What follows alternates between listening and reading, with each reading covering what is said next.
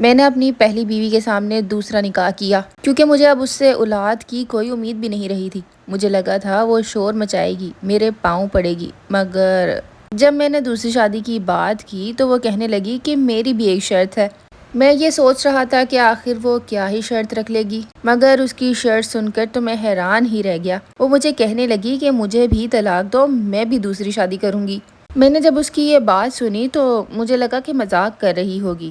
دوسری شادی کرنے لگا، ابھی نکاح پڑھنے ہی لگا تھا۔ میری پہلی بیوی دندناتی ہوئی میرے پاس آ گئی اور اس کے ہاتھ میں کچھ ایسا تھا جسے دیکھ کر میرے رونگٹے ہی کھڑے ہو گئے۔ کہانی سٹارٹ کرنے سے پہلے میری آپ سب سے گزارش ہے کہ میرے چینل کو سبسکرائب ضرور کیجیے گا۔ شام کے سائے گہرے سے گہرے ہوتے جا رہے تھے اور جیسے ہی شام ہوتی میرا دل ڈوبنے لگتا، میرے قدم من بھر بھاری ہونے لگتے۔ میرا گھر جو کہ شہر کے ایک اچھے علاقے میں تھا، پرآسائش تھا، مگر میرے لیے وہ گھر ایک سونے آنگن کے سوا کچھ بھی نہیں تھا، کیونکہ میری کوئی اولاد نہیں تھی۔ شادی کو 10 سال گزر چکے تھے، مگر بچوں کے کہکوں کی گونج ابھی نہیں ابھری تھی۔ مجھے مینا سے محبت تھی، بے انتہا محبت۔ محبت کی یہ داستان کالج سے سٹارٹ ہوئی۔ مینا ایک سنجیدہ لڑکی ہونے کے ساتھ ساتھ بہت ذہین تھی۔ اس کی آنکھوں میں میرے لیے محبت صاف نظر آتی تھی۔ مجھے اس کی آنکھوں نے دیوانہ بنا رکھا تھا۔ ہم نے اپنی شادی کے لیے بہت جدوجہد کی تھی اور جب ہماری شادی ہوئی تو ہم بہت خوش تھے۔ آج سامنے لگی دیوار پر وہ تصویر جس میں ہم 10 سال پہلے اتنے خوش نظر آ رہے تھے، آج نہیں ہے، اور یہ صرف اولاد کے ادھورے پن سے ہے۔ مینا کو ہر جگہ سے طعنے سننے کو ملتے تھے کہ وہ بانجھ ہے، بے اولاد ہے، پتہ نہیں بچہ دے سکے گی بھی یا نہیں، اور انہی سب باتوں نے اس کا دماغ خراب کر رکھا تھا۔ وہ دن بدن ڈپریشن کا شکار ہو رہی تھی۔ اب وہ مجھ سے سیدھے منہ بات بھی نہیں کرتی تھی۔ جب اس سے کوئی پوچھتا تو وہ بس نگاہیں جھکا لیتی۔ ابھی میری بہن حال ہی میں ماں بنی تھی۔ نند کے پاس بچہ دیکھ کر میری بیوی کے دل میں اور بھی زیادہ حسرت ہوتی تھی، اور یہ چیزیں مجھے صاف نظر آتی تھی، لیکن میں بھی کیا کر سکتا تھا۔ میری امی جان نے مجھے کئی دفعہ مشورے دیے کہ اس ڈاکٹر کو دکھا لو، اس ڈاکٹر کو دکھا لو، حکیموں کے پاس چلے جاؤ، لیکن کبھی بھی کوئی فائدہ نہیں ہوا۔ وہ مینا کو کہتی تھیں کہ تم بس اپنا گھر سجانے میں لگی رہو، تمہاری تو نیت ہی نہیں ہے۔ مینا اور میں کالج کے زمانے میں سب ساتھ تھے تو ہم نے بہت بڑے بڑے وعدے کیے تھے، ہم نے اپنی اولادوں کی بھی خواب سجائے تھے۔ میں اکثر مینا کو خط لکھا کرتا تھا۔ ہماری زندگی بہت اچھی گزر رہی تھی۔ کالج ختم ہونے کے بعد ہم نے شادی کرنے کا فیصلہ کیا۔ شادی میں ویسے بہت رکاوٹیں آئیں، میری امی بھی نہیں مانتی تھیں کیونکہ ہماری ذات ایک نہیں تھی۔ پرانے رسم و رواج بھی عجیب تھے، ورنہ آج کے دور میں نسل، ذات پات، رتبے کا متلاشی کون ہی ہوتا ہے۔ ہم اکثر ڈیٹ پر جایا کرتے تھے۔ میں مینا کو کافی پلاتا تھا، اسے وہ کافی بہت پسند تھی۔ میں آج بھی اس ریسٹورنٹ میں بیٹھا ہوں، لیکن اکیلا، کیونکہ مینا اس سب کا ذمہ دار مجھے سمجھتی ہے۔ میں مینا کی تکلیف کو اچھے سے سمجھ سکتا ہوں، لیکن اس کا شوہر ہونے کی حیثیت سے اس کو دلاسا دینے کے علاوہ کچھ نہیں کر سکتا۔ میں جب بھی مینا کو اپنے ساتھ باہر جانے کو کہتا ہوں تو وہ ٹال دیتی ہے۔ اس کی آنکھوں میں گہری خاموشی تھی۔ مجھے سمجھ آ گئی تھی کہ اب اس کے پاس کوئی امید بھی باقی نہیں ہے۔ میرے دماغ میں عجیب عجیب خیال آنے لگے۔ دوسری شادی کیسے میں کر سکتا ہوں؟ مجھے مینا کا خیال تھا کہ وہ تو مر جائے گی، میرے پیروں میں گر جائے گی، مگر مجھے بھی تو اولاد کی ضرورت ہے۔ رات میں نے ایک فیصلہ کر لیا۔ میں نے اپنی بے چینی، اپنی محرومی اور اپنی نسل کی خواہش کو 10 سال تک محبت پر حاوی رکھا تھا۔ میں نے مینا کے خاموش چہرے کی طرف دیکھا۔ ایک لمحے کو میرے دل میں ایک ٹیس بھی اٹھی، مگر پھر میں نے آنکھیں بند کر لیں، اور اس لمحے میں مینا سے یہ کہنا چاہتا تھا کہ میں دوسری شادی کروں گا، مگر میں تمہیں بھی رکھوں گا۔ میں نہیں جانتا تھا کہ یہ حال مجھے کہاں تک لے جائے گا، بلکہ ایک ایسے طوفان کا آغاز تھا۔ میں نے فیصلہ کیا کہ رات کھانے کی میز پر میں مینا کو سب کچھ بتا دوں گا۔ اسے بتاؤں گا کہ وہ میری پہلی اور آخری محبت ہے، میں اسے کبھی بھی طلاق نہیں دوں گا، لیکن مجھے ایک وارث چاہیے، میری ماں کی خواہش ہے۔ میں تمہیں وہی عزت اور مقام دوں گا، مگر مجھے بس نکاح کرنے دو، مجھے علینا سے نکاح کرنے دو، وہ ہمیں اولاد دے گی، پھر سب ٹھیک ہو جائے گا۔ میں نے سوچا کہ یہ سب سن کر کہیں مینا ٹوٹ نہ جائے۔ ہاں، وہ روئے گی، میرے پیروں میں بھی گر جائے گی اور مجھ سے بھیک مانگے گی کہ میں ایسا نہ کروں۔ پھر میں اسے تسلی دوں گا اور اپنے سینے سے لگاؤں گا اور اسے مناؤں گا کہ یہ ہم دونوں کے لیے ہی ضروری ہے۔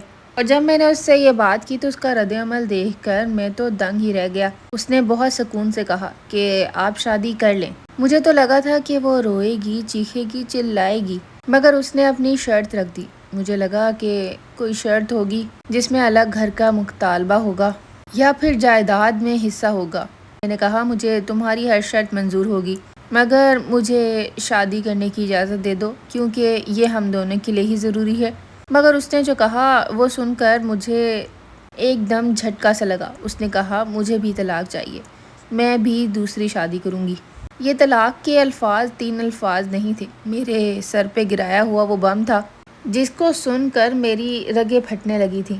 میں نے سوچا کہ تم تو مجھ سے اتنی محبت کرتی تھی، میرے بغیر رہنے کا سوچ بھی کیسے سکتی ہو؟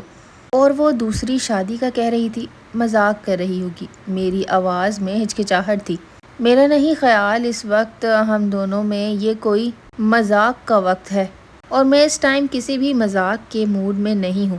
میں نے یہ سب سرد لہجے میں مینا کو کہا تھا۔ یہ تمہارے لیے روکنے کا ایک طریقہ ہوگا مینا، تم مجھے بلیک میل نہیں کر سکتی۔ مینا نے سکون سے کہا کہ آپ بھی پھر دوسری شادی نہیں کریں گے اور نہ ہی دوسری شادی کے بارے میں سوچیں گے۔ میں نے اسے کہا مینا تم دوسری شادی کرو گی؟ تم دوسری شادی کس سے کرو گی؟ میرے دماغ میں بہت گندے گندے خیال آ رہے تھے۔ اس نے مجھے کہا آپ بھی تو دوسری عورت لا رہے ہیں اپنے سونے آنگن کو سجانے کے لیے، تو پھر مجھے بھی تو اپنی زندگی مکمل کرنی ہے نا۔ تو اس نے کہا کہ میں کون سا تمہیں طلاق دے رہا ہوں جو تم اس طرح کی باتیں کر رہی ہو؟ جس پر مینا نے کہا کہ آپ کو بھی تو اپنی نسل بڑھانے کا پورا حق ہے جس کے لیے آپ اتنے فکر مند ہیں۔ آپ کو اپنے مستقبل کی فکر ہے، اور اسی طرح مجھے بھی ایک مکمل زندگی کا حق ہے۔ اگر آپ کو اپنی نسل کی فکر ہے تو مجھے بھی اپنی زندگی کی فکر ہے۔ آخر وہ دن آ گیا جس دن میں نے دوسری شادی کرنی تھی۔ پورا ہال سجا ہوا تھا۔ میری دوسری بیوی بہت خوبصورت لگ رہی تھی، مگر میرے دل میں ابھی بھی مینا چل رہی تھی کہ اس کو میں طلاق کیسے دوں گا۔ اگر وہ مذاق نہیں کر رہی تو آج وہ ضرور کوئی تماشا لگائے گی، اور ایسا ہی ہوا۔ مینا ہال میں داخل ہوئی۔ اس کے ہاتھ میں ایک لفافہ تھا۔ مجھے لگا کہ وہ طلاق کا ہی لفافہ ہے۔ اسے دیکھ کر میں زمین میں گڑنے لگا تھا۔ میرے ہاتھ پاؤں کانپنے لگے تھے۔ مجھے پتا تھا کہ اب وہ میرے نکاح پر تماشا لگائے گی، آ کر میری دوسری بیوی کو جھنجھوڑے گی یا مجھ سے لڑائی کرے گی، لیکن اس نے ایسا کچھ بھی نہیں کیا۔ وہ بہت اطمینان سے میرے پاس آئی۔ مسکراتے ہوئے وہ لفافہ اس نے میرے آگے رکھا اور سب کو بتایا کہ آج میں جو یہاں کہنے آئی ہوں وہ سب آپ دھیان سے سنیں، کیونکہ آج وہ دن ہے۔ آپ سب کو یہ لگ رہا ہوگا کہ اس میں طلاق کے کاغذات ہیں۔ ہاں، طلاق تو میں لوں گی ہی، لیکن اس سے پہلے اور بھی کچھ ہے۔ یہ ہے وہ میڈیکل رپورٹس جس میں صاف لکھا ہے کہ میرا شوہر کبھی بھی باپ نہیں بن سکتا۔ اس بات کو چھپانے کے لیے میں نے 10 سال اس آدمی کے ساتھ گزارے، اس کی ماں بہنوں کا ہر طعنہ سہا، اپنی زندگی اس کے لیے برباد کر دی، مگر مرد کا ظرف اتنا بڑا کہاں ہوتا ہے کہ وہ عورت کے بانجھ ہونے پر اس کو معاف کر دے۔ میری دوسری بیوی جس سے میری شادی ہونے لگی تھی، اس کا چہرہ جیسے سرخ پڑ گیا۔ ہال میں کھڑا ہوا ہر شخص میری طرف دیکھ رہا تھا۔ پورے ہال میں ایک دم سناٹا سا چھا گیا۔ لوگ مجھ پر ہنس نہیں رہے تھے، لیکن باتیں ضرور کر رہے تھے۔ وہ میری طرف اشارے کر کر کے میرا مذاق اڑا رہے تھے۔ بانجھ مرد، عورت یہ طعنے سہ لیتی ہے، لیکن مرد کیسے سہ سکتا ہے؟ خود میں ہی نقص تھا۔ دیکھو تو مردانگی کا حال۔ یہ الفاظ میرے کانوں میں پگھلتے ہوئے شیشے کی مانند تھے۔ میری دوسری بیوی اٹھ کر اسی ٹائم وہاں سے بھاگ گئی اور میں اسٹیج پر تنہا بیٹھا رہا، اپنی ٹوٹی ہوئی انا اور بکھری ہوئی مردانگی کو لے کر۔ میری ماں اور بہن ایک کونے میں سہمی بیٹھی تھی اور میں اسٹیج پر ایک زندہ لاش کی طرح بیٹھا تھا۔ مینا جو کہ میرے ساتھ 10 سال گزار چکی تھی، اس کے چہرے پر سکون تھا، اطمینان تھا۔ اس کی آواز اب بلند نہیں تھی۔ وہ صرف مجھ سے یہ سب کہنے آئی تھی کہ وہ کبھی بھی بانجھ نہیں تھی۔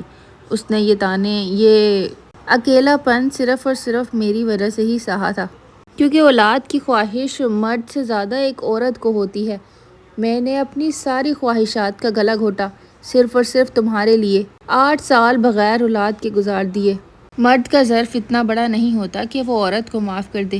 احمد، میں آج بھی تمہیں اپنانے کے لیے تیار ہوں۔ میں اپنی اس خواہش کو ہمیشہ کے لیے مار سکتی ہوں۔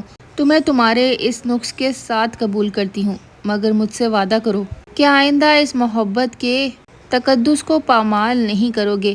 اب فیصلہ تمہارا ہے۔ اس نے مجھے آخری بار موقع دیا تھا۔